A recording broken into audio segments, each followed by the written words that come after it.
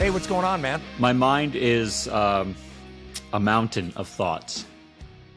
How did I know that was coming? It's just a lot of thoughts in there. Big brain stuff. Not or all little good brain ones either. Little brain stuff, yeah. Little brain stuff. Yeah, there's no pinky in the brain here. It's just probably more like Morty from Rick and Morty, a very small, dumb brain. Well, listen, speaking about all things mind, we're going to talk about the new single from Deftones, My Mind is a Mountain. But before we do that, thank you to everyone who has jumped in and subscribed to the channel and followed us on the various streaming platforms. We appreciate it so much. If you are a heavy music fan and you have any interest in this sort of stuff, we would love it if you subscribe.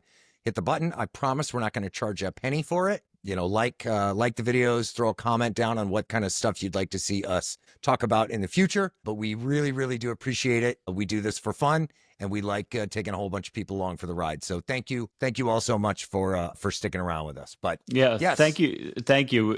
We do this for giggles. And it's a kind of a joy that people actually write to us and say hello and give us feedback, and that we get to talk to the musicians that are writing the soundtrack to our lives. It's incredible that we get to do that. So thank you to all of you. Without your subscriptions, your participation, we wouldn't get a chance to talk to the musicians that we love as much as you do. So thank you. Yeah, thank you. And speaking of interviews, we've got some fun stuff coming up. We are putting together a date with Greg Kubacki, the guitar player from Car Bomb. There's fun stuff coming, and we appreciate you all hanging out with us for that ride.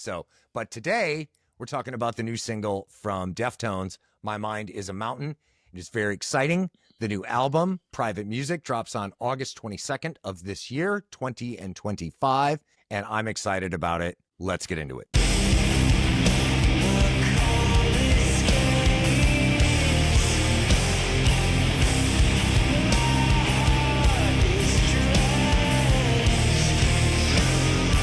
Yeah, this sounds like White Pony era Deftones. They've gone back to their roots. It's hard hitting. It's Stephen Carpenter playing guitar, and he is front and center on this track. Abe Cunningham, Chino Marino is the vocalist, and I kind of hearken Chino as being the greatest showman, not named Hugh Jackman. He just owns the stage. He can whip people into a frenzy. And my friend Matt recently went and saw the Deftones with his daughter, and he said that they were incredible. Chino's fit, and he was running around the stage like he was in his 20s, and he still sounds absolutely magnificent, and he sounds great on this track. And then obviously Frank Delgado is also in the band. Frank Delgado is on turntables, keys, samples, a lot of the electronic stuff. Fred Sablin is on bass. He's played with them. He's played live with them since 2021, 22. He replaced Sergio Vega. So that's the line out. Apparently, Fred is now an official member of the band.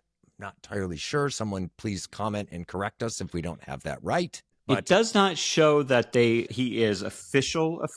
When you go into Wikipedia, it shows him. Well, we know Wikipedia is the pinnacle of authority journalism. Listen, I agree to disagree. Well, regardless, it is signature Deftones for these years. It sure is, and it's pulsating signature Deftones. It's it hits and hits and hits and hits and hits and hits all the way through.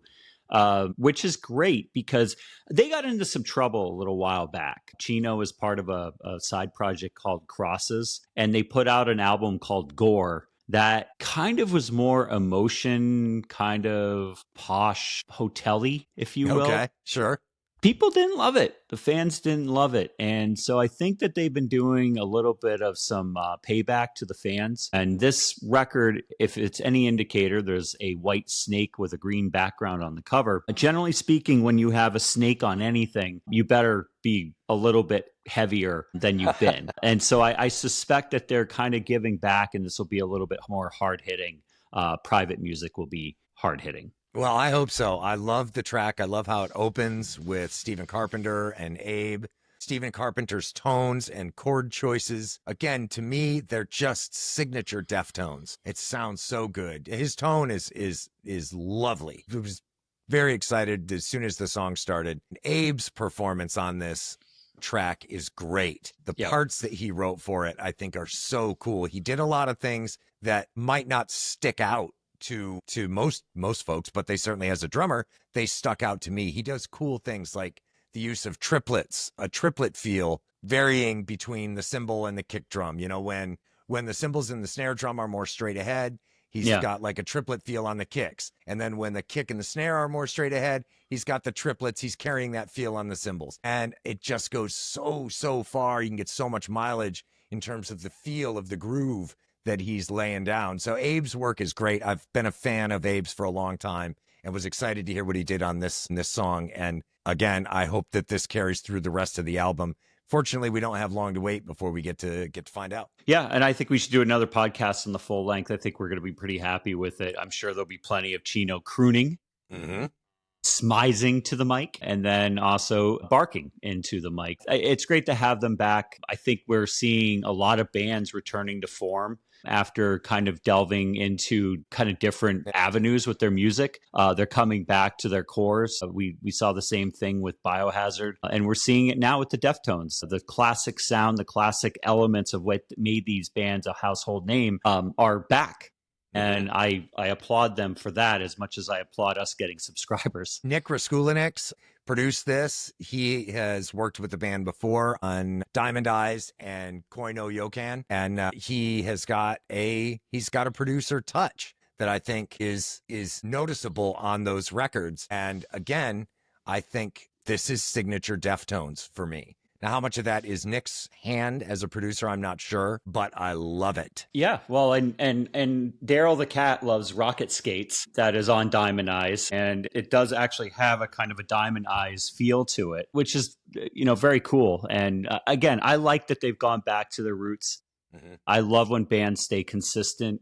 I thought that the Deftones in recent years they'd have songs that you could see or hear playing in a really nice hotel, which is weird. Taking a leak in a really nice hotel, listening to this really mellow, cooing Chino Marino. And it's like not really 7 words from Nosebleed from way back in the day. For those who know, it's a pretty violent track with a lot of swears, and it's a rager. It's a ripper. That's the Deftones that I grew up with. It was prevalent for, on WWLR in college. We played Deftones all the time. So, for them to come back to the heaviness, it's great to see it. Leave the cooing in the hotel for later on when you're elderly. You can still do it then, but be heavy still. I like it. I love Chino's vocals on this too. Maybe could have brought the vocals a little bit more up front in the mix.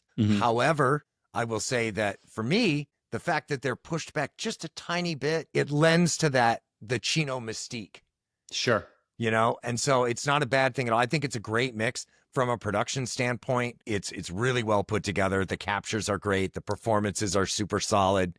The parts that everybody wrote are great. And it's a really solid mix. It's an enjoyable song to listen to. I've had it on repeat for days now. Same here. Love the artwork too. That green background with the white snake is just so well done, so creative and simple. It doesn't have to be this crazy thing that you come up with. And, I just did a social media post about going to the Museum of Modern Art in New York City. And there's some crazy, crazy stuff that these artists had put thousands of hours into, right? But some of the best art was the most simplistic. And it really, really stood out. Like Andy Warhol's, soup containers, the Campbell soup containers. Pretty simple. But yet somehow it has stood the test of time. And I think that the Deftones have done a really good job of doing that with some of their covers. Are just very, very simple. Like the Deftones self-titled, the album with Hexagram on. It's just a skull with some flowers coming out of it. Diamond Eyes, believe that's the one that has the owl on it. So it's just these interesting covers, but it's real life, sometimes nature. It's an interesting approach and very simple. It's part, you're a marketing guy. It's an interesting study to find out how much the visual element that a band utilizes or employs can fold into how you feel about an album.